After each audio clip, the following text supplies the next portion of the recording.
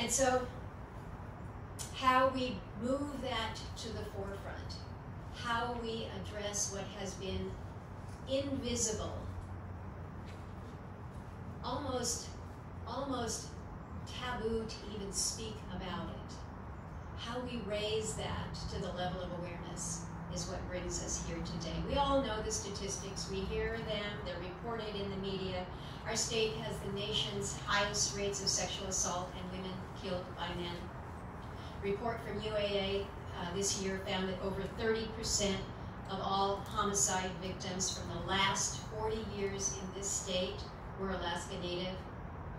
Alaska Natives make up just 16% of the population, so when you put it in context of the whole, it's just staggering.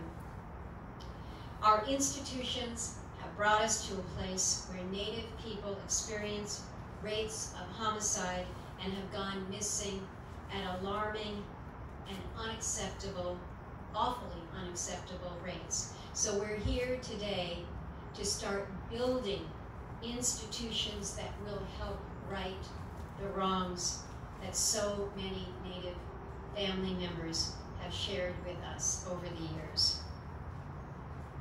We had an opportunity, I hosted the Urban Indian Health Institute when they unveiled their report to Congress some years back.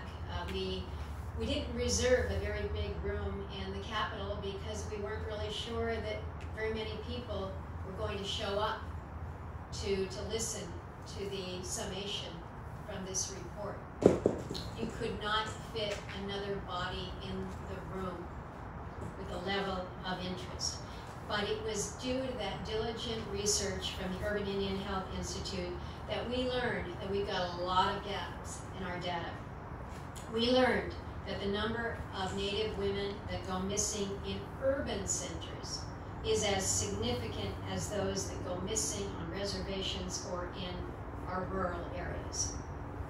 We know that one of the most vulnerable times for an Alaska Native woman is the transition from a village to a hub community or to the city. We've heard from law enforcement that Native people, particularly young Native women, are targeted by traffickers when they first arrive in Anchorage or Fairbanks or in the hub communities. So it's important that we both understand the scope of the problem and to address, again, the coordination between state, federal, and tribal governments. And that is what we have heard from our federal partners here today, is this level of coordination that must go on, because when we are siloed, when it's just the feds over here, when it's just the states over there, when it's just the tribal interests over here, it's not going to happen. We're not going to be able to address it, or if so, we're not going to be able to address it efficiently and wholly.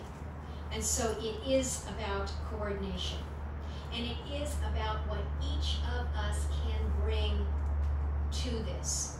Whether it is working on the front lines, like a person like Tammy, or in my seat back in Washington, D.C., what I can do to help focus on public safety here in our state, including our rural communities as we work to combat domestic violence, as well as the epidemic of MMIW here in Alaska and across the nation.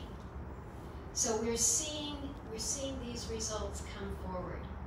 For the first time ever, we have directed in a line item in our legislative appropriations real dollars to prioritize this crisis of missing and murdered Indigenous women. In FY 2020, our budget, we provided $6.5 million to address this by providing support for cold case investigations, equipment, training, and background checks. And so a portion of that funding is being used for these cold case task force offices, both here in Anchorage, as well as for the other 6 around the country. So we're making headway, but there's so much more that needs to be done. I was on a call just this week with leaders up in the northern part of the state. Heard reports that due to the pandemic and related lockdowns and public health measures, police calls have increased some 150% in some of our regions. Sexual assaults are up. The suicide rate has increased, doubling in at least one of the regions that we were speaking to. So we have so much that we all have to do. We'll continue to work on the legislative front. We have been successful in advancing Savannah's Act and the Not Invisible Act. They passed the Senate this spring. We need to move them through on the other side and get those signed into law. The funding that we've been able to advance through the Senate Appropriations Committee.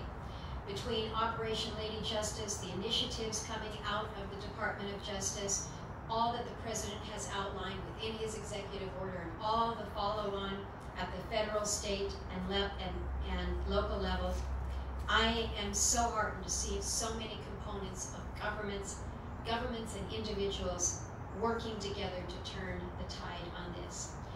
And those who have come together today each represent a role, a piece of the solution. It's testament to the collaboration and the commitment. It's testament that we are moving beyond the awareness to the action. And as Emily reminded us in her opening, this is hard work, but it is hard work. And so for all those who are doing the hard work, thank you. Ganesh Jish.